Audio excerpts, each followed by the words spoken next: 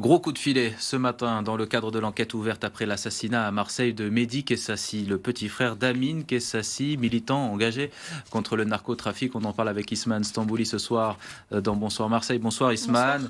Bonsoir. Plusieurs personnes ont été interpellées. Oui, tout à fait. 10 personnes au total ont été interpellées, à la fois dans les départements des Bouches-du-Rhône, à Marseille, mais aussi dans le département de l'Hérault. Ce sont 8 hommes et 2 femmes qui ont été interpellés. Donc, parmi elles, des individus soupçonnés d'avoir assuré la logistique du commando qui a abattu Mehdi Kessassi. Rappelez-vous, c'était le 13 octobre dernier, en pleine rue, en plein jour, dans le 4e arrondissement de Marseille. Le frère d'Amine Kessassi se trouve alors dans son véhicule lorsqu'une moto arrive à sa hauteur. Le passager arrière de cette moto tire à plusieurs reprises sur Mehdi Kessassi. Mehdi Kessassi, qui n'avait que 20 ans, il n'était pas connu des services de police, on le rappelle, n'avait aucun lien avec le narcotrafic. Un crime qualifié donc d'avertissement à l'encontre d'Amine Kessassi, militant engagé contre le narcotrafic depuis la mort de son premier frère Brahim en 2020.